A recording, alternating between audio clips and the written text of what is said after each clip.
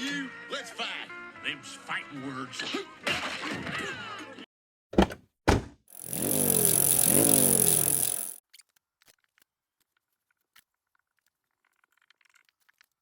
What's up guys, Danielle here, neutralsupport.net, and I'm about to throw down some fighting words. So whenever I'm on my computer surfing the internet looking at unlikely animal pairings and tool catalogs, inevitably the cookies that I'm dishing out into the world send me the best portable work stand.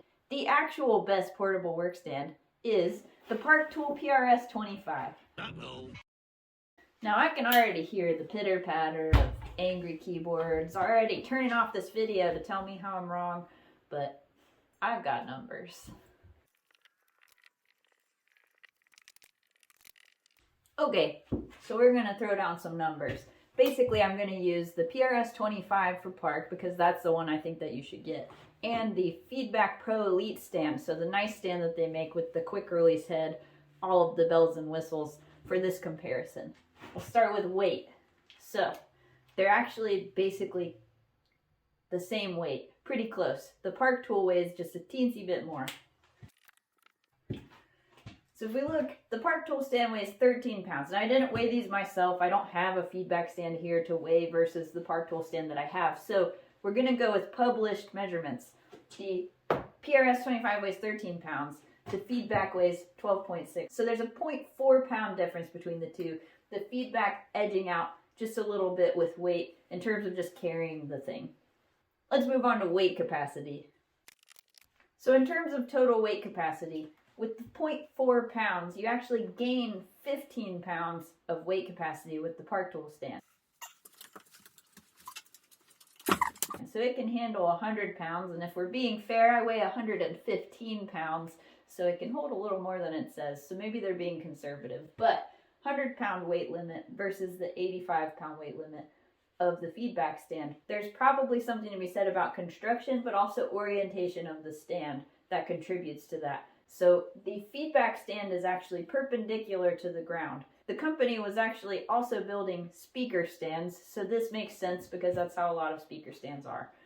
That beam being straight up and down, the weight is actually pretty centered. It has the fulcrum of the actual clamp sticking out, but the weight is centered on the beam, which is why it needs the 3 legs to hold up the weight. Now the Park tool stand actually has an 80-degree angle for the main support beam. That lets the weight center and push down on the feet. So that lets it have 2 legs instead of 3, which also comes in handy in other ways that we'll talk about later. Let's look at jaw size. Okay. So if we look at the size of the actual jaw of the clamp, the Park tool is 2.75 inches thick, meaning when you clamp a seat, there will be 2.75 inches of jaw that need to actually have space versus the 3.25 inches of the feedback stand. So 3.25 inches versus 2.75, half an inch more space needed to actually clamp a bike effectively is actually quite a lot. That's like one reflector in the wrong place, keeping you from using this versus this. Neither of them are as small as, say, the EVT clamp. So in the shop, I actually use an EVT clamp exclusively. The EVT doesn't have a quick release, which I would prefer, so both of these have a quick release option. That would be cool, but the size of the jaw on the EVT and the maximum amount that it's able to open are both really attractive. That clamp would be super heavy in a portable capacity, so that's why these are shining the way that they are. 2.75 inches is still very small, industry standard wise. This is the 125D clamp. I was used to using a 103C clamp previously, so the difference in width really impacted me initially because the 103C clamps have a very wide jaw that makes it hard to clamp a lot of stuff. I do notice a lot, people with feedback stands tend to want to clamp the top tube. Clamping the top tube is just something that I really try to avoid and really don't do at all. Like if you need to clamp the top tube, you should just buy a Hero Bell.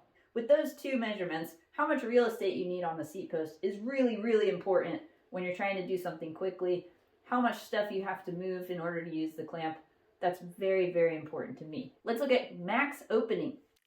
So with the max opening, we're looking for the biggest thing that those jaws could grab. Neither of them is going to grab something like the post from a felt IA, for example. But the Park tool has a 3-inch opening, whereas whereas the feedback has a 2.6-inch opening. So that's not a super big difference, but at the same time, if it's one of those aero seat posts, you really want to have the bigger capacity in order to grab it. There are some fancy seat posts that are just going to push way outside these measurements, but being able to grab onto something as wide as 3 inches versus 2.6 can be the difference between clamping and not clamping that bike. Let's get into cost. Cost is going to be a little bit hard to pin down, but based on my research and the availability of the stands, it seems like there's about an $80 discrepancy. So it's 80 more bucks to get the park tool versus the feedback. That could be significant in some situations. If you're budgeting and you need that $80 for something else, saving 80 bucks and getting the feedback and getting pretty good numbers from it, that's probably good. People use those stands for, read the reviews, 25 years, 20 years. They've been using them since before they were feedback. Plenty of people use it successfully. I'm just arguing the unpopular point. So if we assign winners and losers just for these categories, you see that feedback wins in the overall weight category by 0.4 pounds. Park tool wins in the weight capacity, the clamp jaw width, and the clamp overall capacity. And feedback comes back to win in the end for cost. So what are the things outside of these numbers that these don't necessarily tell us? I'm going to show you some other cool things. So with the PRS-25, you do get that 125D clamp. So it has the quick release here, and it also has a threading option. So if you're used to something like an EVT clamp, the threading is nice because you can actually thread it all the way down with this lever. The quick release, once you have the seat post in there, being able to just flick the quick release open is also very, very useful. If you notice, mine has these swanky purple inserts. It does not actually come with those. It comes with black rubberized inserts. Those eventually get chewed up. It takes years and years. Mine could have kept going, but Elevation Wheel Company makes any flavor you want. They have grape, they have orange, they have lots of different ones. They 3D print with this a little bit higher durometer than the original material. Really nice, fit really well. They even come with the little circular lock rings so that if you lose those, you could have some extra. Very cool, highly recommend. I'll link to them in the description. One thing that you can do with a PRS-25 that you can't do with a feedback stand is you can put it up against a wall. That sounds crazy because you think I could put anything against a wall. But with the actual vertex of the legs of the PRS-25 being the back of the stand, you can physically set it up against the wall. So the clamp is not too far from the wall at this point. And the legs, the big benefit is that the legs are still going out from your work standing space. So one of my rubs with the feedback, having used it a bunch, is that the most stable way to set it up is with one of the 3 legs directly under the clamp. So that makes it as close to the wall as it can get, with those 2 legs still going out towards the wall. So it'll still be offset. But then while you're working, you have a leg sticking out in your area. That leg being there is what makes the stand stable. If you set it up the other way, you get instability because the fulcrum is no longer putting pressure directly on the leg. So a big place that the PRS-25 also shines is going to be time to set up. I actually have a real-time unedited video of me deploying the stand and taking it back down. I did not speed it up, that's just how long it took me.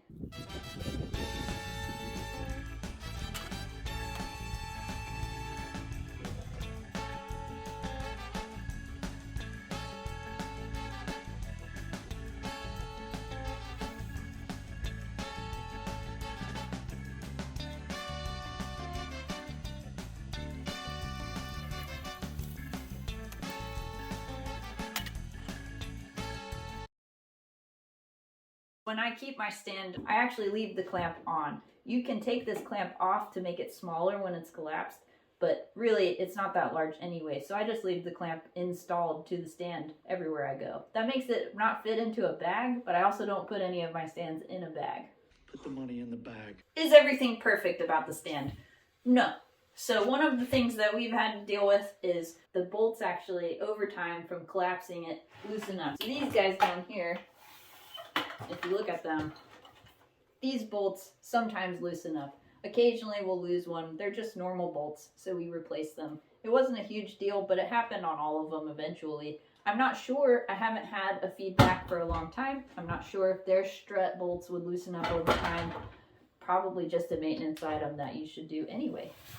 So the stand collapses. It's actually pretty small. Even with the clamp installed, you can close the clamp all the way to make sure that it doesn't go anywhere and just leave it as it is.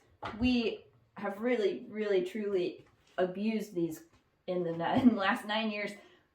Been thrown around, tossed around, you name it, we've done it. Always worked. Put e-bikes in it. Never had a problem. Some people say that they don't like to really wrench down on a bottom bracket. If you have like a really tight bottom bracket, they don't like to wrench down on it. But I think that's true about just about any portable stand, at least ones that are easy to set up. The reason why we put this in the shop at the front is because it's so easy to clamp the bike. So flat repairs especially, I don't really want to be moving people's seat all the time, moving all their stuff, removing their stuff.